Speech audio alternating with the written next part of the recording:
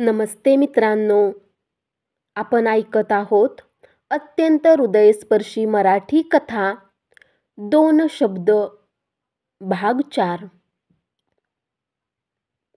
दादांनी डोळे उघडण्याचा प्रयत्न केला, पण ते सहज उघडेनात. अंग तर कसे जड शीळ झाले होते. किती वाजले असतील? खिडकीतून खोलीत येणाऱ्या बाहेरच्या उजेडात त्यांनी मनगटावरले घड्याळ डोळ्याजवळ नेऊन पाहिले. 1:25. त्यांनी कानोसा घेतला. एरवी एकसारखा गरजत कल्लोळत फेसाळत असलेला मुंबईचा जनसागर सुद्धा यावेळी शांत होता.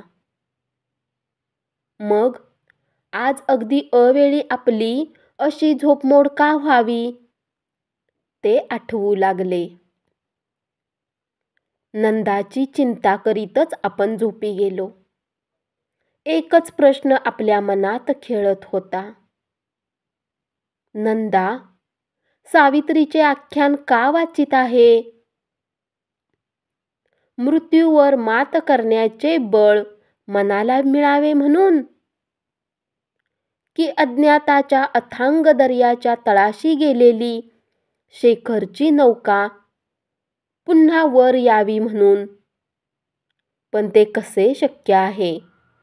तसले चमत्कार पुराण कथात घडतात, 20व्या शतकातल्या माणसांच्या संसारात नाहीत. या विचारामुळे स्वप्नात सावित्रीच्या कथेभोवतीच आपले मन भ्रमंती करीत राहिले असावे. हळूहळू आपल्याला सावित्रीच्या जागी नंदा दिसू लागली. आणि मग दादा मोठ्या कष्टाने स्वप्नातल्या दृष्ट्यांची संगती जुळवू लागले. पण काही केल्या त्या वेड्या वाकड्या कपट्यातून संपूर्ण चित्र तयार होईना. त्यांना अंधुक आठवू लागले. सत्यवानाच्या कुऱ्हाडीचा घाव वटवृक्षाच्या फांदीऐवजी सावित्रीच्या मस्तकावर बसला होता. सावित्री, छे. नंदा, छे. अश्वत्थामा. भळभळ वाहणारी ती जखम दोन्ही हातांनी गच्च धरून.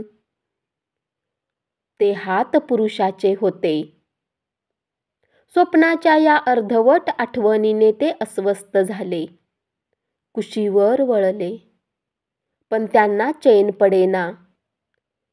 नंदा स्वस्थ झोपली आहे की नाही हे पाहण्यासाठी ते पाऊल न वाजवता तिच्या खोलीकडे गेले. खोलीचे दार बंद दिसत होते, पण आतून उजेडाची तिरीप बाहेर येत होती. म्हणजे नंदा अजून जागी आहे. काय करते ती? दादांनी हळूच दार लोटले. मेजावरचा दिवा जळत होता. खाटेवर नंदा झोपली होती. दादा तिच्याजवळ जाऊन उभे राहिले. नंदाच्या मुद्रेकडे पाहता पाहता धो धो पावसात वळचणी खाली लपायला आलेल्या चिमणीची त्यांना आठवण झाली. टेबल लॅम्प तसाच जळत राहिला आहे. तेव्हा नंदा काहीतरी वाचत बसली असावी आणि वाचता वाचता कंटाळून ती बिछाण्यावर येऊन पडली असावी, असा तर्क त्यांनी केला. ते टेबलाकडे गेले. नंदा बराच वेळ काहीतरी लिहित बसली होती हे आता त्यांच्या लक्षात आले. त्यांनी वाकून वरच्या कागदावरील पहिली ओळ वाचली. तीर्थरूप दादांच्या चरणी. म्हणजे नंदा आपल्याला हे पत्र लिहायला बसली होती. दादांनी ते सारे कागद उचलले.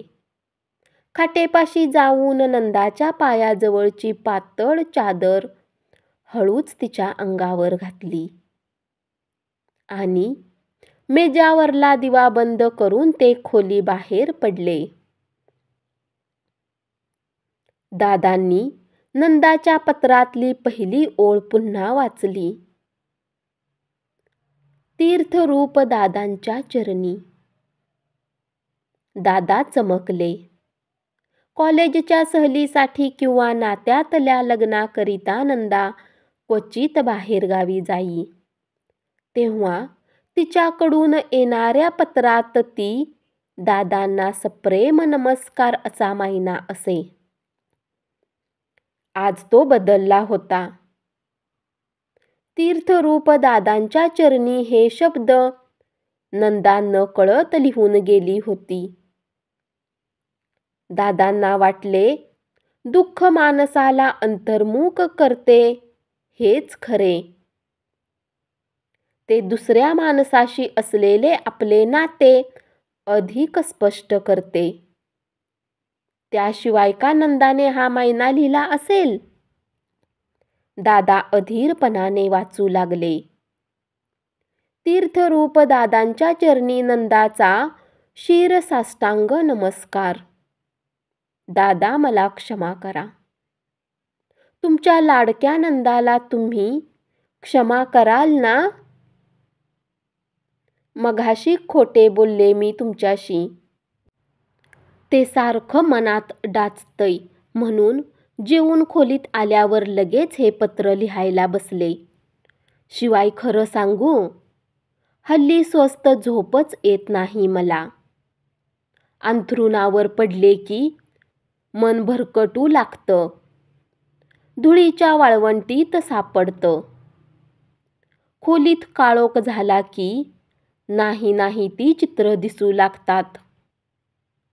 मग दोरी तुटलेल्या पतंगासारखी स्थिती होते माझ्या मनाची. आठवणीची गिधाडं आपल्या अधाशी पंखांचा फडफडाट करीत मला ओढून टाकतात आणि आपली क्रूर नख माझ्या काळजात खुपसून जाऊ देते. संध्याकाळी मी कुठल्याही मैत्रिणीकडे गेले नव्हते. दासबाबूंच्या घरीही गेले नव्हते. आणि मी आणि शेखरनं ज्या ज्या जागी गुजगोष्टी केल्या होत्या तिथं मी वेड्यासारखी भरकटत होते. भूतकाळाच्या भुयारात पुन्हा पुन्हा डोकावून पाहत होते. कलासागरात बुडून गेलेल्या त्या असंख्य रंगबिरंगी कागदी होड्या, त्यातील एखादी तरी पुन्हा वर तरंगत येईल अशी वेडी आशा उराशी धरून मी फिरले. भटकले. एखाद्या समाधीचे दर्शन घ्यावं तशी आम्हा दोघांच्या भेटीगाठीची प्रत्येक जागा मी पाहिली. आसवांच्या फुलांनी त्या प्रत्येक समाधीची पूजा बांधली. पण मन थाऱ्यावर येईना. मुंबईच्या कधीही न संपणाऱ्या लांबरुंद रस्त्यातून माणसं मुंग्यासारखी फिरत होती. ही सारी काळी गोरी भलीबुरी, गरीब श्रीमंत, लहान मोठी माणसं जिवंत आहेत. आणि माझा शेखर मात्र, ती माणसं पाहून मनात येई, देव किती निर्दयी आहे.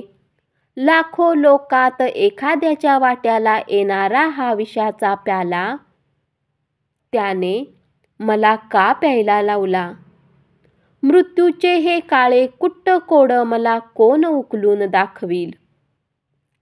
हळूहळू तडफडत मी आजचा सूर्यास्त पाहिला. लाल गुलाबी केशरी रंगाची नदी पश्चिम क्षितिजावर दुथडी भरून वाहत होती. गतवर्षी असाच झगमगता सूर्यास्त आम्ही दोघांनी डोळे भरून पाहिला होता. तो पाहूनही आम्ही अतृप्तच राहिलो होतो. त्यावेळी नैऋत्येकडल्या लाल भडक रंगानं गेलेला शेखर म्हणाला होता, नंदा, तुझ्या संगतीने माझ्यासारख्या गद्य माणसाला सुद्धा काव्य सुचायला लागले. हा, समोर पहा जरा, कुंकवाचा केवढा मोठा करंडा सूर्याचा पाय लागून लवंडला आहे. त्यातलं सारं कुंकू आभाळात पसरलं आहे. शेखरच्या या बोलण्याचं मला मोठं कौतुक वाटलं तेव्हा. मी थट्टेने त्याला म्हणाले, नवकवी होण्याची लक्षणे दिसत आहेत. हां, ही. आज ते सारं आठवलं, त्याचं ते बोलणंही. पुढल्या अशुभाची पूर्वसूचना देत होते की काय, देव जाणे. काळोख पडला तरी माझी भ्रमंती सुरूच होती. त्या भ्रमिष्ट मनस्थितीतच मी समुद्रावर गेले. तिथं वाळूत बसून शेखरनं आणि मी भावी सुखाचे कुतुब मिनार उभारले होते. पण ते बिचारे सारे वाळूचे मिनार ठरले. दुर्दैवाच्या एका अजस्त्र लाटेनं ते उद्ध्वस्त होऊन धुळीला मिळाले. अंधार दाटत होता. गर्दी हळूहळू विरळ होत होती. ध्यानी मनी नसलेल्या घरातल्या बिळातून एखादा नाग फुत्कारीत बाहेर यावा, तसा त्या अंधारातल्या एकांतातून आत्महत्येचा विचार माझ्या मनात डोकावून आला. वाटलं, हृदयात पेटलेला वणवा समोरच्या अथांग पाण्यात भिजवून टाकावा. मृत्यूच्या यक्ष प्रश्नाचे उत्तर मृत्यूखेरीज दुसरा कोण देऊ शकेल? मी बसले होते ती जागा हळूहळू निर्मनुष्य झाली. जवळपास कोणी नाही असं पाहून मी पाण्यात पाऊल टाकले. गौरी हार पुजून बोहल्याकडे जाणाऱ्या वधूसारखी मी मृत्यूला माळ घालण्याकरता पुढे जाऊ लागले. पाणी गुडघ्यावर आलं. आणखी थोडं पुढं गेलं की माझे पाय लटपटू लागले. काळजातली धडपड नगाऱ्याच्या आवाजासारखी वाटू लागली. पण मन सुन्न होतं, मस्तक बधीर होतं. एखाद्या कळसूत्री बाहुलीसारखी मी एक पाऊल पुढे टाकीत होते. मृत्यूच्या मिठीत तरी तडफडणाऱ्या मनाला विसावा मिळेल ना, या आशेनं. याच क्षणी तुमची आठवण झाली मला. काळ्या कुट्ट आकाशात वीज चमकवीत अशी तुमची माया डोळ्यापुढे मूर्तिमंत उभी राहिली. मी इंटरच्या वर्गात होते. तेव्हा विषमज्वर झाला होता मला. जवळजवळ आशा सोडली होती डॉक्टरांनी. तुम्ही मात्र माझ्या पाठीवरनं हात फिरवीत रात्रभर बसून होता. तुमच्या हातात त्या रात्री संजीवनीचं सामर्थ्य संचारलं असावं. त्या जीवावरल्या दुखण्यातून मी उठले. तुमचा तो वत्सल्य हात मृत्यूच्या त्या महाद्वारात एकदम माझ्या डोळ्यासमोर उभा राहिला. पुढे जायचं नाही असा इशारा देत. धन्यवाद. अशीच पुढची कथा ऐकत रहा आणि चॅनलला जरूर सबस्क्राईब करा.